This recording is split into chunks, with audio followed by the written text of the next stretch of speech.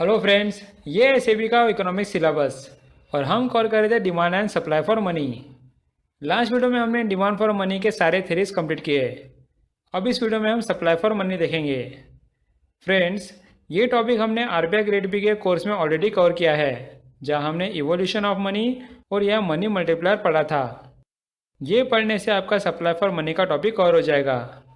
अगर आपने ये टॉपिक अफेयर्समैन आरबीआई के यूट्यूब चैनल से कवर किया है तो यहाँ आपका रिवीजन हो जाएगा। सो चलिए स्टार्ट करते हैं। यहाँ इस वीडियो में हम इवोल्यूशन ऑफ मनी पढ़ेंगे और नेक्स्ट वीडियो में हम मनी मल्टीप्लायर का कंसेप्ट समझेंगे। ओके, चलिए देखते हैं कि मनी सिस्टम की शुरुआत कैसे हुई। सबसे पहली बात तो मनी सिस्टम शुरू होने से पहले भी लोग ट्रांजैक्शन करते थे। उस सिस्टम को हम बोलते थे बार्टर सिस्टम। यहाँ आप इमेज में देख रहे हो, यहाँ एक आदमी अपने भेड़ को उस औरत के टमाटरों के बास्केट से एक्सचेंज कर रहा है। यहाँ कहीं भी पैसे का इन्वॉल्वमेंट नहीं है। ये सबसे सिंपल फॉर्म है ट्रांजैक्शन का। और क्या यहाँ वेल्थ कॉन्सेंट्रेट कर सकते हैं, या क्या यहाँ भेड़ वाला अपने घर में 1000 भेड़ रख सकता है? No right. इसलिए यहाँ वेल्थ का कॉन्सेंट्रेशन भी नहीं होता। समझ रहे हो barter system? So money as we know it today is a result of a long process. At the beginning there was no money. So people engage in barter, the exchange of merchandise for merchandise without value equivalence. It has benefits of simplest form and no concentration of wealth. Friends, यहाँ barter system के फायदे होने के बावजूद problems भी है। देखो example से समझते हैं। ये अपना भाई है और ये आलू की खेती करता है, लेकिन इससे सब्जी बनाने के लिए प्याज की जरूरत है। वो अपनी एक बहन के पास जाता है और उसे प्याज है क्या पूछता है। उसकी ये बहन बोलती है कि मैंने तो गाजर की खेती की है, मैं गाजर दे सकती हूँ। इसलिए ये भाई अपनी दूसरी बहन के पास जाता है और उसे प्याज का स्टॉक है क्या पूछता है।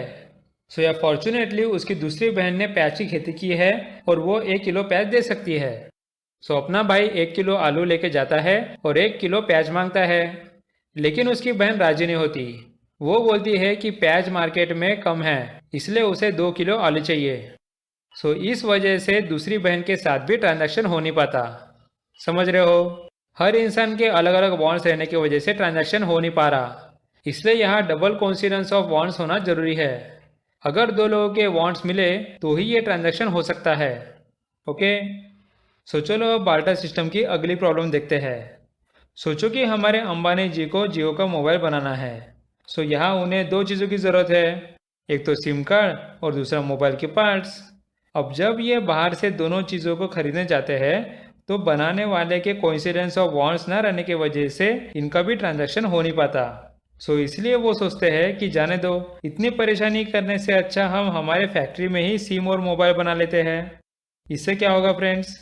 इससे जो बेचारे एमएसएमई लोग बिजनेस करके अपना घर चला रहे हैं उन्हें काम नहीं मिलेगा, और अपने अंबानी जी भी ऑयल का बिजनेस छोड़ के सिम और मोबाइल बनाने के पीछे लग जाएंगे।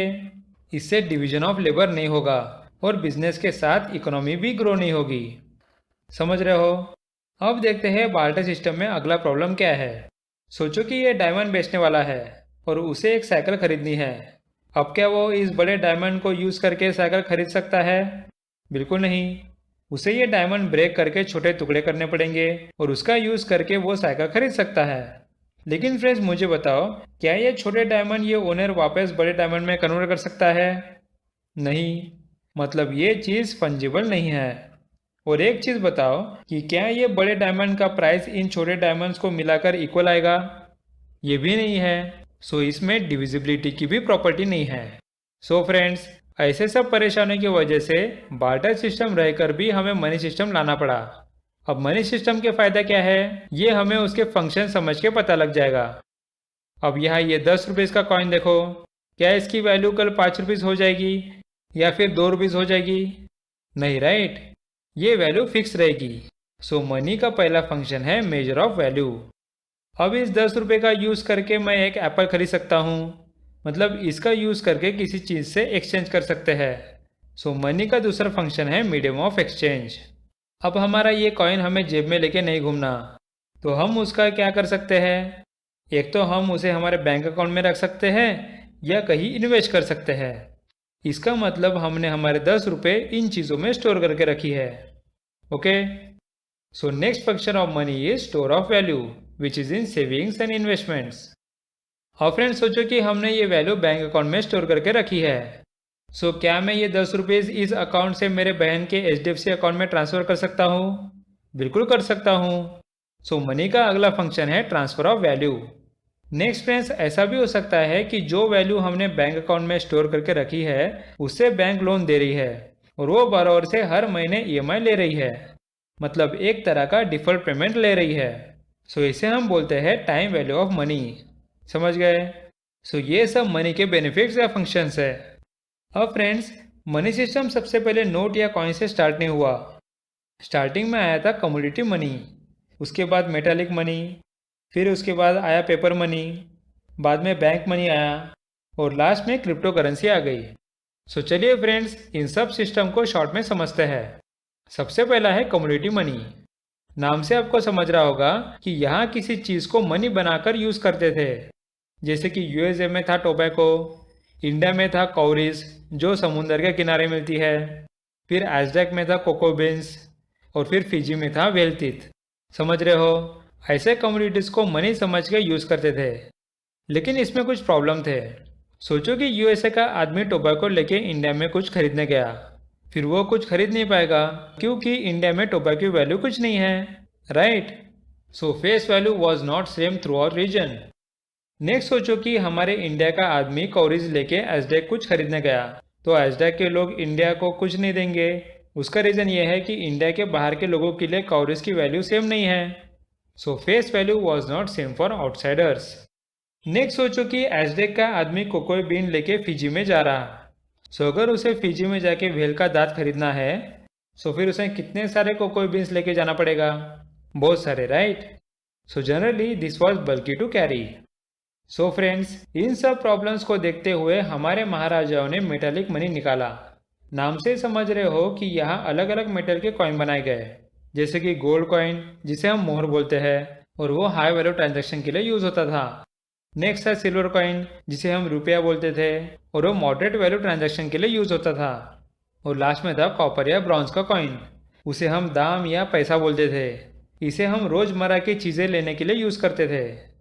अब इसमें बेनिफिट्स क्या थे फ्रेंड्स? सबसे पहला तो इसमें इंट्रिंसिक वैल्यू है और ये पेरिशेबल भी नहीं है। नेक्स्ट ये डिविजिबल और फंजिबल भी है। उसका रीज़न ये है कि इसको पिघलाकर हम बड़ा कॉइन बना सकते हैं या फिर छोटे कॉइन भी बना सकते हैं। और थर्ड, ये बिना किसी एक्सचेंज रेट के फॉरेन ट्रेड में यूज़ हो सकता है क्योंकि हर जगह गोल्ड और सिल्वर को मानते थे, राइट? लेकिन फ्रेंड्स, इसके इतने बेनिफिट होने के बावजूद इसमें प्रॉब्लम भी थे। सोचो कि एक जगह पे 2 गोल्ड कॉइन का यूज़ करके एक गधा खरीद सकते हैं और दूसरी जगह अगर हम ये 2 गोल्ड कॉइन पिघला कर उसका गोल्ड निकाल के यूज़ करें, फिर उस गोल्ड का यूज़ करके हम घोड़ा खरीद सकते हैं। मतलब एक जगह गोल्ड की वैल्यू कम है और दूसरी जगह गोल्ड की वैल्यू ज़्यादा है। सो आप समझ रहे हो कि यहाँ बहुत लोग इस गोल्ड के कॉइन्स का स्मगलिंग करते होंगे, राइट? नेक्स्ट, ये मेटालिक कॉइन ने काम थोड़ा आसान तो कर दिया, लेकिन इससे बड़े ट्रांजैक्शन करने जाने के लिए बहुत कॉइन ले जाने पड़ते हैं, जिससे इसे कैरी करना बल्कि हो जाता था। सो फ्रेंड्स, इसी परेशानियों को देखते हुए गवर्नमेंट ने लाया पेपर मनी। इसे हम फिएट सिस्टम भी बोलते हैं, या फिएट का मतलब होता है गवर्नमेंट का कमांड। सो यहाँ गवर्नमेंट लोगों को ऑर्डर दे रही है कि आप हमने जो करेंसी निकाली वो यूज़ करो। सो यहाँ USA के गवर्नमेंट ने निकाला था डॉलर, देन इंग्लैंड के गवर्नमेंट ने निकाला था पाउंड और इंडिया के गवर्नमेंट ने निकाला था रुपी। सो यहाँ जिस कंट्री की जो करेंसी होती है उस कंट्री के गवर्नमेंट ने यहाँ ऑर्डर दिया कि आप इसका यूज़ करके कोई भी पेमेंट कर सकते हो या कोई भी उधार चुका सकते हो। समझ आया? लेकिन अगर USA के आदमी को इंग्लैंड में जाके ट्रांजैक्शन करना है तो फिर उसके लिए क्या सुविधा है? इसके लिए हमें इन दोनों का इंटरेस्ट रेट निकाला होगा और उसी के लिए करेंसी की वैल्यू गोल्ड से लिंक की गई है। सो यहाँ डॉलर को दिया 22 ग्रेन और पाउंड को दिया 113 ग्रेन। अब यहाँ ग्रेन क्या होता है फ्रेंड्स? ग्रेन ये गोल्ड का 0.065 ग्राम होता है। सो जब हम इन दोनों वैल्यूज को यूज करते हैं तो पाउंड आता है 113 divided by 22, that is $5.13। So clear हो गया? अब फ्रेंड्स, एक्सचेंज रेट तो समझ गए, लेकिन कितनी करेंसी प्रिंट करना है वो कैसे पता चलेगा? तो चलिए इंडिया में हमारे करेंसी का स्टैंडर्ड देखते हैं। यहाँ 1935 से 56 तक क्या होता था कि अगर इंडिया को करेंसी प्रिंट करना है तो उसे उस करेंसी के 40% वैल्यू गोल्ड में अपने पास रखनी होगी। लेकिन ये सिस्टम ज़्यादा दिन तक नहीं चल पाई क्योंकि इंडिया की इकोनॉमी ग्रो हो रही थी और उसे करेंसी प्रिंट करने की ज़रूरत थी। लेकिन इतना गोल्ड हम लाएंगे कहाँ से? सो इस सिस्टम को चेंज करके हमने लाया मिनिमम फॉरेन रिजर्व सिस्टम। सो यहाँ ये सिस्टम बोलती है कि अगर आपको करेंसी प्रिंट करना है तो आपके पास 115 करोड़ का सोना चाहिए और 400 करोड़ के फॉरेन सिक्योरिटी जैसे कि यूएस के डॉलर या यूएस के गवर्नमेंट बॉन्ड्स होने चाहिए। उसके बाद हम जितना चाहे उतना पैसा प्रिंट कर सकते हैं। लेकिन इसमें भी प्रॉब्लम था। अगर फॉरेन सिक्योरिटी की वैल्यू कम हो गई फिर क्या हम हमारी प्रिंट की हुई करेंसी को वापस ले लेंगे क्या? इसलिए इंडिया ने 1995 में मैनेज पेपर करेंसी स्टैंडर्ड लाया। इसमें ये बोला गया कि अगर इंडिया के पास 115 करोड़ का सोना रहेगा उसके बाद वो अपने गवर्नमेंट सिक्योरिटीज के अगेंस्ट जितना चाहे उतना करेंसी प्रिंट कर सकती है। So keep only gold of ₹115 crore and then backed by financial assets like T bill. So friends, हमने करेंसी कितना प्रिंट करना चाहिए वो समझ लिया। अब हम देखते हैं कि हमारे यहाँ करेंसी प्रिंट कौन करता है।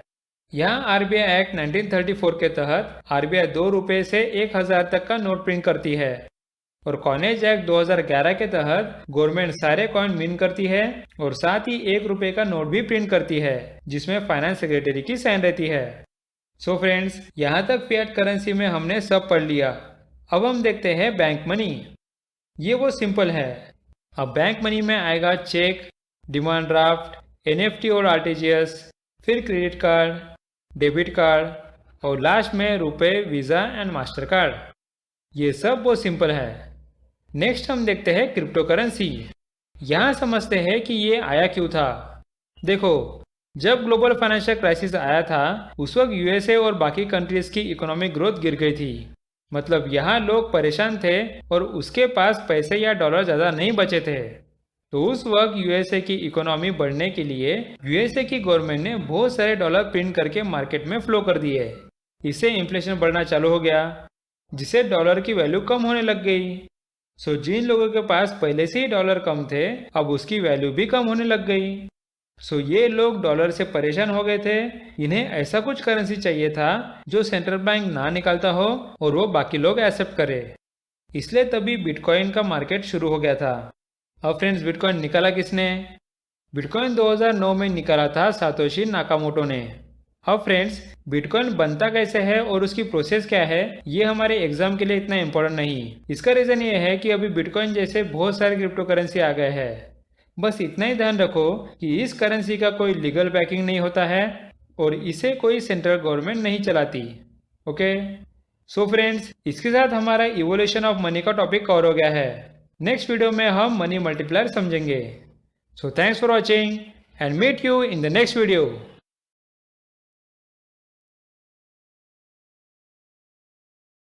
अब हम देखते हैं मनी मल्टीप्लायर क्या होता है। देखो, सोचो कि मैंने मेरे दोस्त को 100 रुपये उधार दिए और कुछ दिनों में उसने मुझे उधार वापस कर दिया। अब आप बताइए, क्या यहाँ मनी मल्टीप्लायर हो गए या क्या यहाँ 100 रुपीज़ के 200 रुपये हो गए? नो राइट, यहाँ कुछ भी मनी मल्टीप्लायर नहीं हुआ। सो ये ध्यान रखो कि मनी मल्टीप्लायर होने के लिए हमें बैंक चाहिए और उस पर आरबीआई ने लगाई हुई कोई रिजर्व सिस्टम चाहिए। फॉर एग्जाम्पल, हाल ही में हमारा रिजर्व सिस्टम है CRR which is cash reserve ratio. अब मनी मल्टीप्लाई कैसे होता है ये मैं आगे समझाऊंगा। यहाँ बस इतना ध्यान रखो कि मनी मल्टीप्लाई करने के लिए हमें इन सब सिस्टम की जरूरत होती है। Okay, so let's see what it says. The money multiplier is a term in the monetary economics that is a phenomena of creating money in the economy in the form of credit creation, which is based on the fractional reserve banking system. So here the money multiplier effect is seen in commercial banks as they accept deposits and after keeping a certain amount as a reserve, they distribute the money as loans for injecting liquidity in the economy. The amount of money that should be kept by commercial banks in the reserve for withdrawal purposes by the customers is referred to as reserve ratio, required reserve ratio or cash reserve ratio. अब friends, हम देखते हैं कि bank और CRR की मदद से money multiply होता कैसे है। यहाँ सोचो कि बैंक लोगों से डिपॉजिट ले रही है, उसके बाद वो 10% का कैश रिजर्व रेशियो आरबीआई के पास रख रही है और बाकी अमाउंट लोन में दे रही है। अब सोचो कि मैंने बैंक में 100 रुपीज़ डाले तो बैंक ने 10 रुपये आरबीआई के रिजर्व में रख दिए और बाकी 90 रुपये लोन में दे दिए। अब बताइए, लोन लेने वाला बोरोवर अपना पैसा कहाँ रखेगा? वो तो बैंक में ही रखेगा, राइट? सो वो अपने 90 रुपये बैंक में डिपॉजिट करेगा। अब बैंक फिर से 9 रुपये रिजर्व में रखेगी और बचे 81 रुपये और किसी को लोन में दे देगी। और फ्रेंड्स, पिछले बार के जैसे ही ये दूसरा बोरोवर लोन का पैसा बैंक में डिपॉजिट करेगा और बैंक फिर से उस डिपॉजिट का reserve that is 8.1 rupees RBI में रखेगी और बाकी का अमाउंट किसी और बोरोवर को लोन में दे देगी। अब जब ये प्रोसेस चलती जाएगी और एंड में अगर हमने इन सब का टोटल किया तो हमें रिजर्व मिलेगा 100 और उस पर डिपॉजिट मिलेगा 1000। समझ रहे हो यहाँ कैसे मनी मल्टीप्लाई हो गया? बस मेरे 100 रुपीज़ के डिपॉजिट को बैंक ने CRR की मदद से 1000 में कन्वर्ट कर दिया। ओके, अब हम मनी मल्टीप्लाई कितना हुआ वो देखते हैं। यहाँ हमें मल्टीप्लाई करके मिला 1000 और हमने डिपॉजिट किया था 100, मतलब मनी मल्टीप्लायर हुआ 10। अब फ्रेंड्स, अगर मुझे रिजर्व रेशियो की मदद से मल्टी मल्टीप्लायर निकालना है तो उसका इक्वेशन क्या आएगा? वो आएगा 1/r। यहाँ 1/r है 1/10%, उसका भी आंसर आता है 10। समझ रहे हो? सो इसका यूज करके हमें इक्वेशन मिल रहा है multi multiplier is equal to 1/r। So यहाँ हम देख सकते हैं कि अगर रिजर्व रेशियो हमने बढ़ा दिया तो मनी मल्टीप्लायर इफेक्ट कम हो जाएगा, जिससे बैंक लोग बिजनेसेस को लोन नहीं दे पाएंगे, राइट? और उसी तरह अगर रिजर्व रेशियो कम किया तो मनी मल्टीप्लायर इफेक्ट बढ़ जाएगा और बैंक बिजनेस को ज़्यादा से ज़्यादा लोन देगी। मतलब रिजर्व रेशियो मनी मल्टीप्लायर और बिजनेस से इनवर्सली रिलेटेड है। Okay, so it means that if the reserve ratio is higher, then the money multiplier will be lower and the banks need to keep more reserves. As a result, they will not be able to lend more money to individuals and businesses. Similarly, a lower reserve ratio results in a higher money multiplier that allows a lesser amount of money to be kept as a reserve and more lending opportunities to the public. So friends, money multiplier का system आपको अच्छे समझ गया होगा। अब हम पढ़ लेते हैं टाइप्स ऑफ मनी, जिसमें हम देखेंगे M0, M1, M2, M3 और M4। इसे हम एक एक करके देखते हैं। देखो फ्रेंड्स, मैंने आपको बहुत बार बताया कि इकोनॉमी में पैसा आसमान से या झाड़ से नहीं आता। जब गवर्नमेंट ऑफ इंडिया आरबीआई को गवर्नमेंट सिक्योरिटीज देती है तो उस वक्त आरबीआई गवर्नमेंट को पैसा प्रिंट करके देती है। सो इसी पैसे को हम M0 that is high power money बोलते हैं। लेकिन इसे मेजर करने का तरीका अलग है। हम इसे 3 चीज़ों से मेजर करते हैं। एक है currency in circulation, next banker deposit with RBI और third other deposit with RBI. Okay, so इसका फॉर्मूला अगर निकालने जाओ तो आएगा M0 is equal to currency in circulation plus banker deposit with RBI and other deposit with RBI. अब friends, RBI ने जो पैसा प्रिंट करके दिया यही पैसा तो हम आपके जैसे के पास है, राइट? सो हम लोग इसे 5 अलग अलग जगह में रखते हैं। एक तो कुछ करेंसी हमारे हाथ में ही होती है जिसे हम करेंसी विद द पब्लिक बोलेंगे। उसके बाद हम बैंक में 2 तरीके से पैसा रखेंगे। एक तो सेविंग्स में जिसे हम demand deposit with the bank बोलेंगे, या फिर एफडी में जिसे हम the time deposit with the bank बोलेंगे। अब जिस तरह हम बैंक में पैसे रखते हैं उसी तरह कुछ लोग पोस्ट ऑफिस में भी पैसे रखते हैं। वहाँ भी लोगों के सेविंग्स अकाउंट होते हैं जिसे हम demand deposit with the post office बोलेंगे, और उसी तरह एफडी भी रहते हैं जिसे हम time deposit with the post office बोलेंगे। अब फ्रेंड्स, इन्हीं 5 तरीके का यूज करके हम बाकी मनी के टाइप्स निकालते हैं। यहाँ M1 मतलब ऐसा पैसा जो लोगों के पास है और बैंक के सेविंग्स में है। उसी तरह M2 में M1 के साथ हम यहाँ पोस्ट ऑफिस का सेविंग्स भी ऐड करते हैं। फिर M3 में हम M1 के साथ बैंक का यहाँ टाइम डिपॉजिट्स भी ऐड करते हैं, और लास्ट में M4 में हम M3 के साथ यहाँ पोस्ट ऑफिस के सारे डिपॉजिट ऐड करते हैं। सो इस डायग्राम से सिंपल हो गया समझना। अब हम इनके 2 पार्ट करें तो हमें एक साइड में M1 और M3 आएगा और दूसरे साइड में M3 और M4 आएगा। सो M1 और M2 को हम बोलते हैं नैरो मनी और M3 और M4 को हम बोलते हैं ब्रॉड मनी। क्लियर है? अगर आपको इस डायग्राम से समझने में परेशानी जा रही है तो हम इसे सिंपल इक्वेशन में देख लेते हैं। So M1 is equal to currency with public plus demand deposit with the bank, then M2 is equal to M1 plus demand deposit with the post office, then M3 is equal to M1 plus the time deposit with the bank, then at last M4 is equal to M3 plus demand deposit with the post office and the time deposit with the post office. So friends, इसके साथ हमारा money multiplier का topic cover हो गया है। Next video में हम अगला टॉपिक कवर करेंगे। So thanks for watching and meet you in the next video.